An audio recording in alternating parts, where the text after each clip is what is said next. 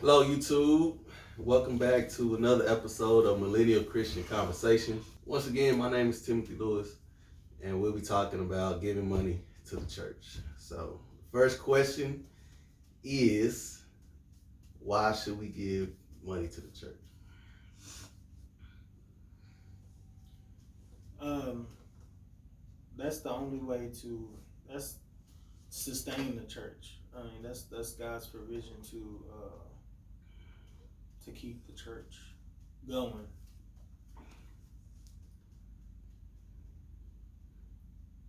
Um, okay, but why do I gotta give to the church though? I mean, as a member of a church, it should kind of be your duty to tithe and to give to the church.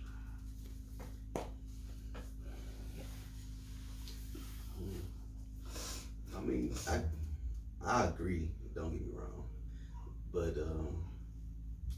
there's some people out there who have misgivings about giving to the church, and I guess one is the misuse of money that people have experienced or just heard of, you know, um, that gives them pause to give to the church. So I mean, how are we supposed to handle that type of situation? Um, I mean, you can't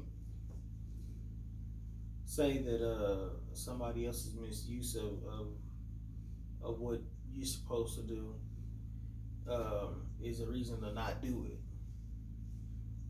Even if the people are misappropriating funds, I mean, there's a way to handle that and address that if that's what you thought. And most of the time, people think that funds are being misappropriated, but they're not. Give an example. A lot of times, for example, I was looking at a interview online about a pastor of a mega church. I can't remember his name, but he had, but the church owned a big facility, I guess, but it was like a resort almost. But they used it. What they used it for was when they brought in preachers and guests from out of state or out of country. They had somewhere to stay when they came and preached at his church.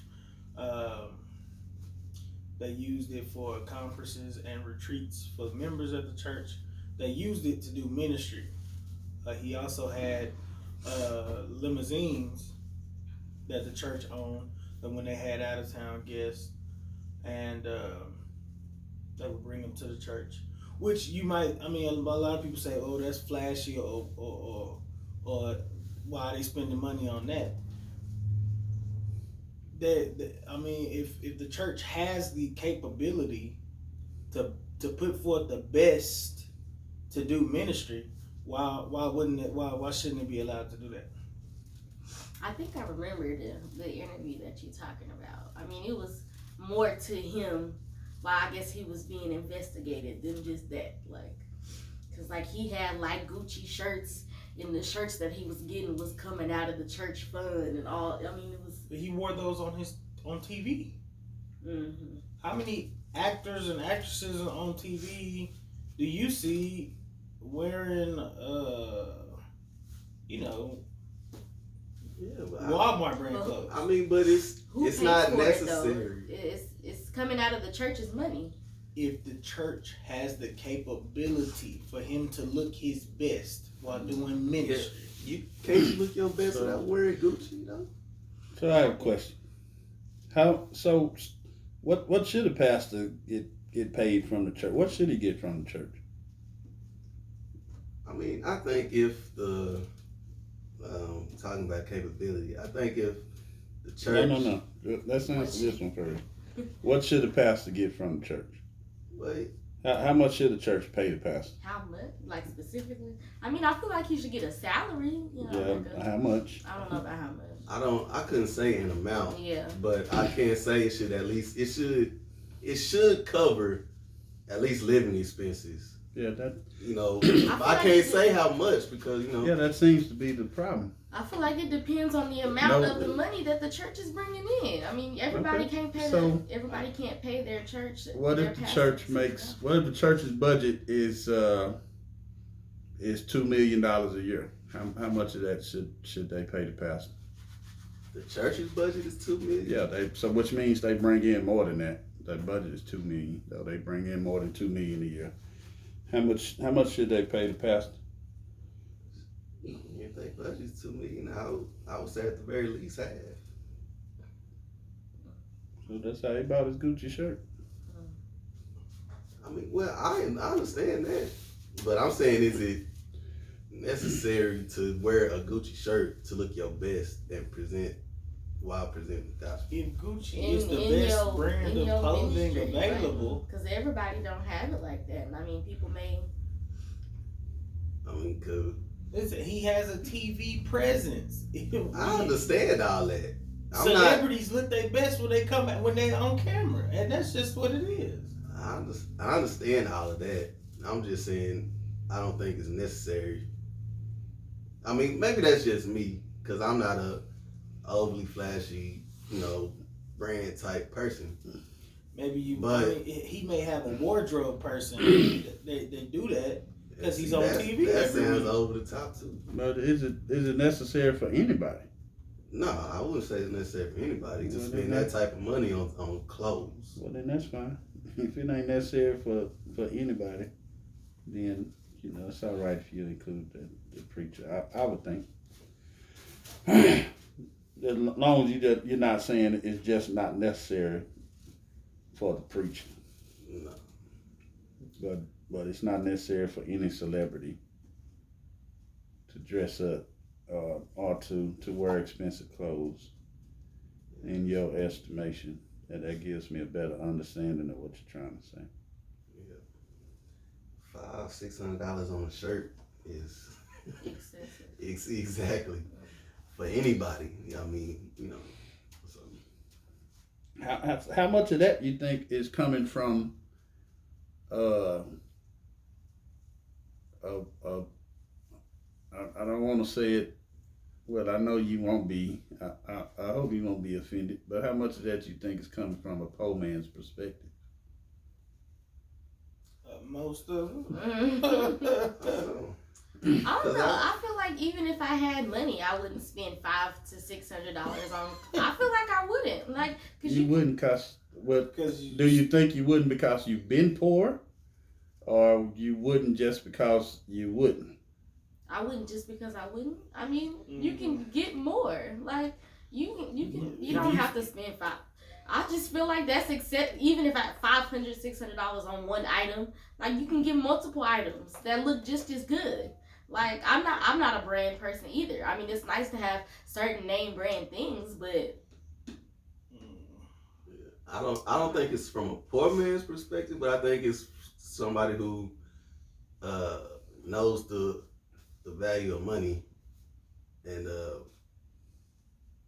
knows that it's for me. I've had opportunities to be able to buy, Jordans and these all type brand name clothes and stuff like that. But that's just not me because I'm not an overly flashy type of person. I'm not a name brand type person. It doesn't matter what shoes I wear as long as they're gonna last. So that's just me. Once I started making my own money, having my own money, and also paying bills, I think that's when all of that. I want the Jordan type thing, the name brand type. Cause I think that's when all that went out the window for me. That sounds like a poor perspective. I'm trying to think of examples for each of you. Let's say, for instance, a person opened we mentioned limousine. A person opened a limousine business or even a funeral home, and they had opportunity to get any kind of limousine. So they could pick from a Ford limousine, or they could get Cadillac limousines. If it was you, which one would you pick? They look the same, don't they? Mm-hmm. Even if they look exact same on the outside. I mean, it don't matter. Look that symbol. But which one would you get? Not because of your preference, but because of what you believe families would want. Cadillac. Same thing. Or let's I mean, it could just be a limousine service where you want to go, where you pick up, people taking part, whatever, couple $100 an hour, whatever they pay. I mean, What kind of would you rather get the basic limousine, or would you get the name brand? Would you get the Hummer stretch Hummer or whatever? I would get the name brand just because that's what people want, yeah. and people respond to. Yeah. But the same is true. I don't necessarily. Same is true with people in public eye. They respond to how they look, how they dress, how they look, how they present themselves, which is why they do. In most cases. I feel like as a pastor or as a ministry leader, I respect you, and I mean, you're supposed to look nice anyway, but to place a certain type of emphasis on it, like when you're the majority of the people you talking to are lower, or it says something interesting because you said you're supposed to look nice. Mm-hmm. Yeah. But how are you gonna do that if you don't get the money or spend the money to look nice? And then even though you may accept looking nice is just he know how to put an outfit together, let's say it like that. And some people who expect the pastor, even though they don't want to pay him, expect him to be able to wear, that they may not want him to have an Armani suit, but they don't want him to be in a JCPenney suit either. Mm-hmm. That don't make sense to me.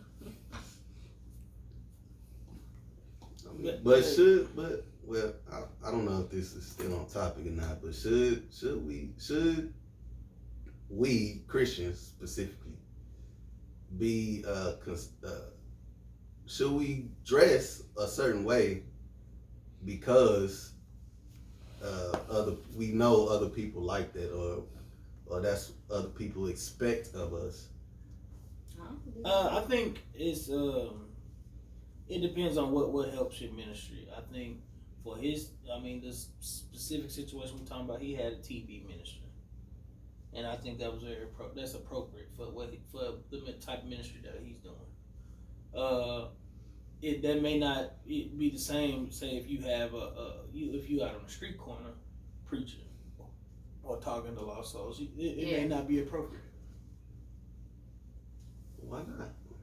If you got the money to do it, if right? He got on what's the problem? Gucci and he go over to where we do ministry at on Meadowbrook, I just feel like that's kind of flashy and kind of offensive for you to be having on your Gucci knowing that I can't afford no Gucci. Yeah, but we already said that's what people. And you're supposed to be bringing people. You're supposed to be attracting people. You're supposed to be wanting people to come be where you are. Like, I feel like it's a time and a place. Like you said, the man that we're talking about had a TV ministry. And that's for that occasion. Don't wear your nice Gucci to go out on the street to Melbourne, knowing that half of them people are homeless or living in low income apartments and all that other kind of stuff. Like, yeah, but we already said that's what what people respond offensive. to. That's what people expect of, or some people expect of people in that position. If you're a preacher, then some people expect. So what's the difference? I mean, they want you to look, like I said, they want you to look good, but not too good. Yeah. I mean, not like you too good for us to come to your church. And like I said, I think a lot of the issues with giving, and I don't know how many people in the upper middle class or that you would consider rich that we've ever interacted with. But as I get older, I've been able to interact with a lot of people who have money, and they don't have the same concerns we have. they don't care if you spend $500 on a shirt because they got enough money to buy $500 shirts. You know, so that's not their concern. Like, And you know, and I have a friend we've become real close in the last few years, who owns a business, very lucrative, and he's told me several times, when talking about finances and stuff, says you have to think bigger than what you're thinking. And that, as a result of that, we got a new TV at the church. So you got to think bigger than what you think. And I recognize that, you know, in most things, I have to purposefully get myself out of the poor man's perspective. Yeah, I ask people, even when asking for finances, typically, or for people to give, I ask based on how I would give or how I would want people to ask me to give. When the truth is, and so that would work on the majority of the people I know, because we all in the same economic area. But I could turn around and one or two other people that I know, I could ask, just let them know what I need and they take care of it. So it's a matter of our perspective and our being able to see things from other perspectives. I think when it comes to preacher, which we kind of got off, kind of ventured off on that, but which was good, I think. And I don't know. Let me ask the same question again with a church who has a smaller budget. Let's say the budget is only $100,000 a year, or that's what the church takes in, about $100,000 a year. How much of that should the preacher get? Or do you think? I think my answer's still the same. About half.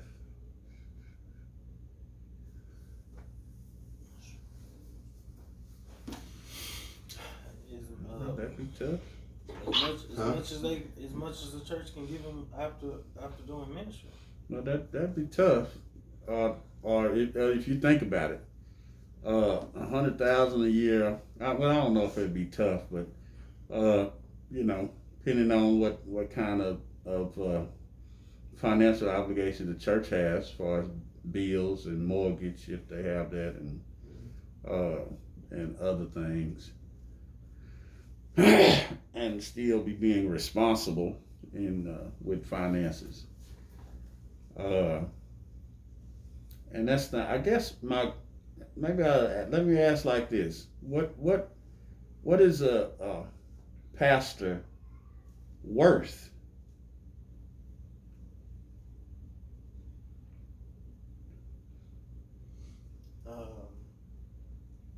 I don't know. It's hard to put a dollar amount on that. Yeah. I'd say a lot. I know. Kind of when I had this conversation with other people, I always tell them, like, most people want the pastor to be able to come to them at the drop of a hat. If their kids done got into trouble or they sick, they want the pastor to be able to come visit, and they want different type of stuff. Want to be able to call them in the middle of the night when they're having problems. But how can they do that if he got to work a 9 to 5? You know what I'm saying? So, but I don't know. He has to. I mean, for him to be able to fully focus on the spiritual well-being of the church. I mean, the church. Yeah, I mean, it would be less of a burden if the church is taking care of his financial obligations or burden. I mean, because for him to have to deal with all that and then have to deal with all the problems that everybody else has in a normal home, that's a lot for one person. I'm just thinking, do millennials place that kind of emphasis or that kind of consideration on their pastors. Like, you talking about they calling them and doing this and that. I mean, that's stuff that I've only known or seen older people do, which is, I mean, And that may be part of the issue. They see the pastor as a standalone, once a week type of person. When in actuality, the pastor is supposed to be all of that to the congregation, to his flock, people that he's leading. So maybe that's a piece of the issue. Yeah, and why they don't feel comfortable giving their money to them, or why they just don't want to. Just to clarify, I know traditionally pastor does all those things. That's not the pastor's job. Just to be clear, and most people don't know that, old or young. It's not the pastor's job to do any of that. I agree with you. Now, the pastor's job is to teach and to preach according to Scripture. According to laws of the state, because of his licensing, need a preacher to marry you. But it's just a what's the word I'm looking for? It's optional if you have a preacher to bury you. All that other stuff is not the pastor's job. Pastors have just been doing it because traditionally, especially for us as African Americans, we definitely couldn't afford to go see a therapist. And so the pastor had to be that. You know, and when we got sick, traditionally, which probably was more superstition than anything else, we want a preacher to come up and start praying for us and all that kind of stuff. When we don't have to have that either. If we Christians, we can pray, so we don't have to have that. But it brought folk more comfort in that, and when they in jail, same thing, same kind of stuff. But I think it was said right. A lot of families do still want them to do, even if millennials don't do that much. Their grandmama call and say, "Pastor, can you go? My child going through this, or my grandchild going through this," and they will. So they do it, but it's not their job. But most of them do it and do it willingly, because they've assumed those obligations. So just want to kind of clear that. Well, I guess my question, as a leader, aren't you supposed to tend to the issues of people you're leading? Yeah, but the pastor doesn't have to do it. If something happens to, for instance, to one of you all, something happens to Darnisha, she gets sick, pastor ought to be able to call you and say, "Timothy, Darnisha's sick. Need you to go over there and pray with her, or go see what's wrong with her." Instead of him having to get out of his bed and stop the study. If you recall, and I know all of you are students of Scripture and are learning, but if you recall in Acts, when the apostles were serving the tables and they had a discrepancy, if you recall, one of those passages says, and I wish I could call the Scripture in text, but it says, Peter asked the question, why should we leave studying and preparing to teach to deal with this issue? Not that it wasn't an important issue, but the teaching of the gospel is more important. And so that's when what we call, what we typically say is the founding of the office of deacon came about. That's when they told the church to pick out 7 men and they would ordain them to take care of the other business. That's what deacons are supposed to do, not the pastor. Well, like I said, traditionally, the pastor's been the only one, they've been the one that took on that kind of load, regardless of what it did as far as interfering with their lives or their families. They give themselves so that the church would have whatever help they thought they needed. So just wanted to clarify that most of the stuff pastors do in our and like I said, I have to keep saying our tradition and our culture, because that doesn't happen in our cultures. If you get into some other cultures, they have, and you'll see them, you'll see listed in their catalogs and directories several different pastors. Which is something we don't really do. We got one pastor.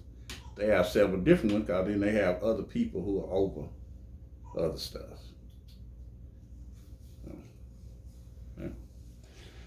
But that's mostly on the pastor. And I guess, given from how the conversation went, that's where most people find their problem with giving to the church. Yeah, that's the people that I've seen, talked to, corresponded with. That's their main issue. Is why the pastor have this nice car? Why he gotta have a Jag or a Cadillac or something like? That's their main issue with giving. Is the pastor getting the money. Their issue is they just don't want to. Yeah. Well, it may just be an excuse. Yeah, I don't. I've always been able to say, well, my pastor don't. Yeah. Which is not really a good thing, because I wish he did. Yeah. Well, to that I would say you wouldn't go to a church if you had to pick the pastor up to give him a ride up there. Because he didn't have a car. Well, my thing is why does the and I heard Darnisha say earlier about the humility of a pastor. In many cases, we want the pastor to have gone to school, to graduate college, maybe through seminary. We want him to continue to study and learn and grow and teach us what he learns, prepare us.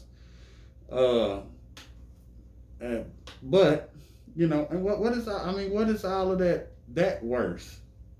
Just on the practical side. We don't expect doctors not to have nice cars, or lawyers. We don't expect that, and all of them don't. But we don't expect them not to. That's not an expectation that you ought not have to have a nice car, even though he spent all that time going to school and paying for school and preparing and so forth, so he could. So why is it so different when it comes to the preacher? I think part of the problem is a lot of people don't see it as a job, because of it's not a normal, as far as set hours or set tasks that you're doing every day, and it's hard for certain people to compute, to figure out, how hard he's working or how much he's working, especially most of the work they don't see themselves. Yeah, that's kind of why I use the examples I use. We don't see the doctor till we go visit him. Yeah, but the doctor is we assume that he back there looking at X-ray. No, I'm saying he might not ever seen your picture. You don't know who you are. I'm saying we assume that the doctor is doing something multiple else. People. How many days a week that he come in. Same thing with the lawyer. You assume that the lawyer is working with, or just any job though. Like I said, most people don't even see pastorship as a job. I'm agreeing with you, because we assume they doing something. We assume pastor ain't doing nothing. I think also part of the issue is, at least from the earliest time I can remember, you could be you become a minister online. I think that's another. It's anybody. Some people will say anybody can call themselves a preacher and start preaching. So why should I give my money to this person when I don't, you know? So that I think that's part of the issue as well. And I think that's a good place for us to stop, and we'll come back with part 2 of this, because it still brings us back to the why should I give portion. So let's stop there, and then we'll come back to why should I give to the church, because this episode turned into why should I give to the preacher. So so we'll do part 2 of this one. So we want to say thank you to our Millennial Christian for their Millennial Christians Conversation, and we'll see y'all next time.